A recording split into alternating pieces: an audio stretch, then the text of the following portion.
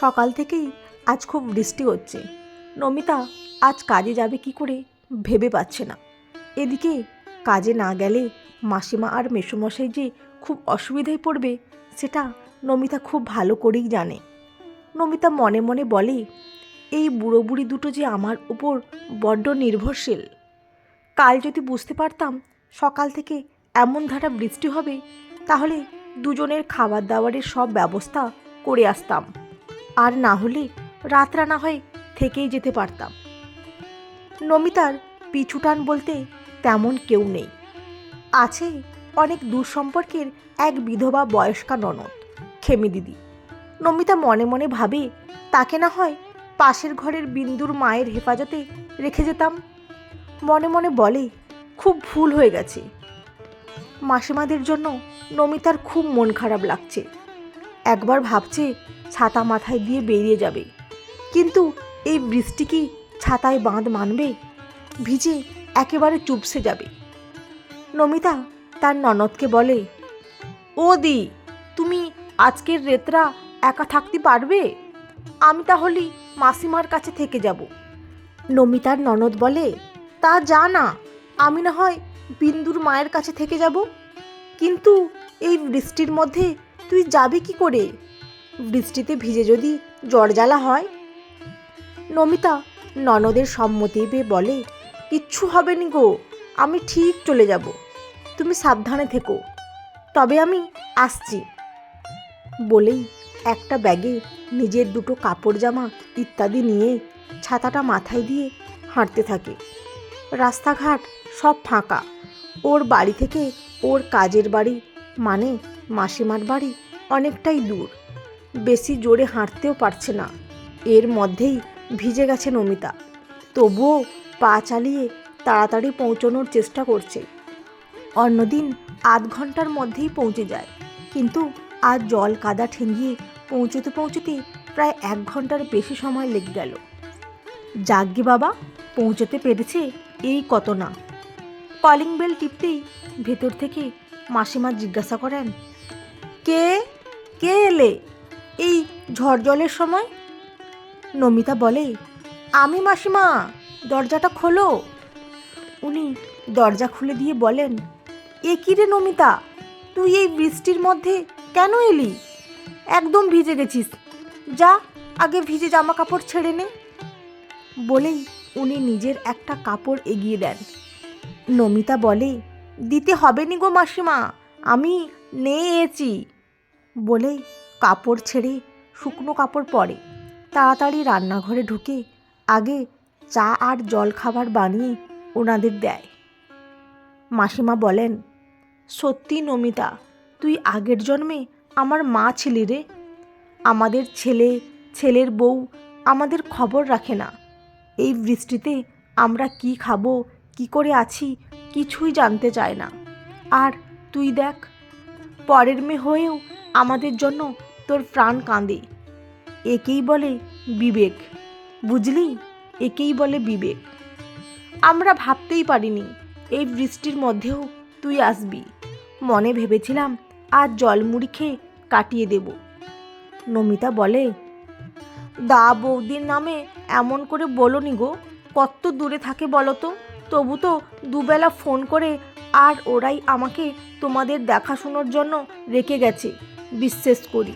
আর তার জন্য ভালো টাকাও দেয়। তোমাদের তো বলেছিল ওদের সাথে যেতি, তা তোমরা তো নিজের ভিটে ছেড়ে যেতে চাইলেনি।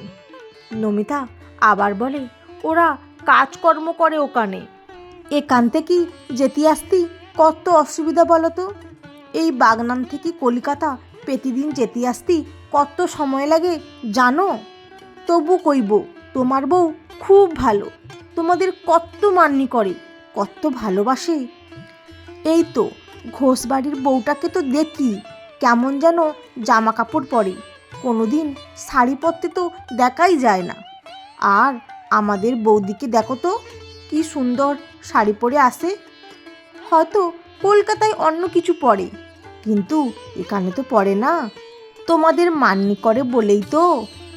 হঠাৎ কলিং বেলের আওয়াজ শুনে নমিতা বলে, কে? যাই।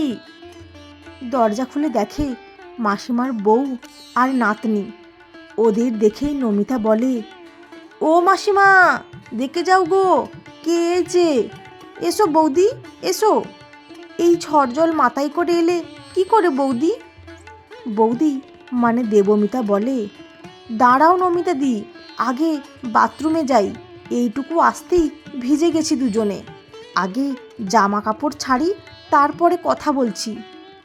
বলেই রুমি মানে দেবমিতার 5 বছরের মেয়েকে বলে, এই নোংরা পায়ে ঘরে ঢুকবে না, আগে বাথরুমে গিয়ে ফ্রেশ হবে, তারপর দাদান আর ঠাম্মির কাছে যাবে।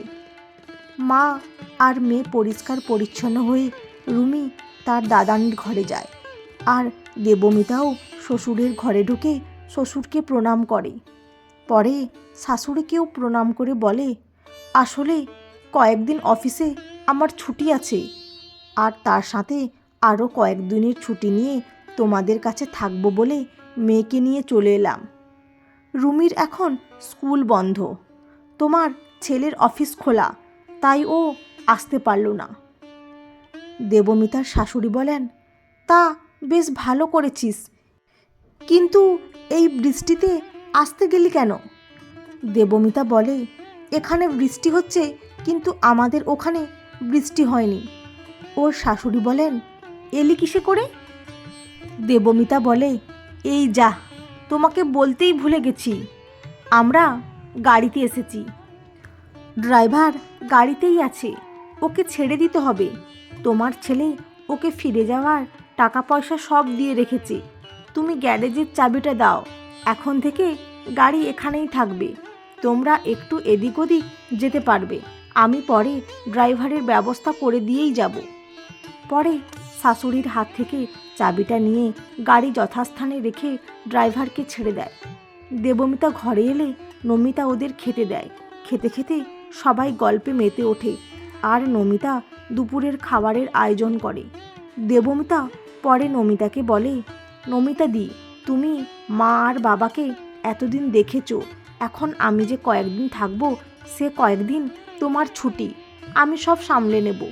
নমিতা বলে, না না বৌদি, তুমি একা হাতে সামলাতে পারবে নি, আমি সকাল সকাল এসে তোমার হাতে হাতে একটু গুছিয়ে দিয়ে যাব, না করতে পারবে নি। তাছাড়া আমি যে মাসিমাদের একদিন না দেখে থাকতে পারি না, তোমার সাথেও তো থাকা হবে নাকি? না করনি বৌদি, আমি শুনবনি কিন্তু। দেবমিতা তাতে সম্মত হয়। পরে দেবমিতার আড়ালে নমিতা তার মাসিমাকে বলে, দেখতে পেলি তো মাসিমা, তোমার বৌমা কত ভালো। মাসিমা চুপ করে নমিতার কথা শোনেন, মনে মনে হয়তো অনুশোচনা হচ্ছে। আমরা অনেক সময় মানুষ চিনতে ভুল করি, ভুল করে নিজের আপনজনের ওপর অভিমান করি।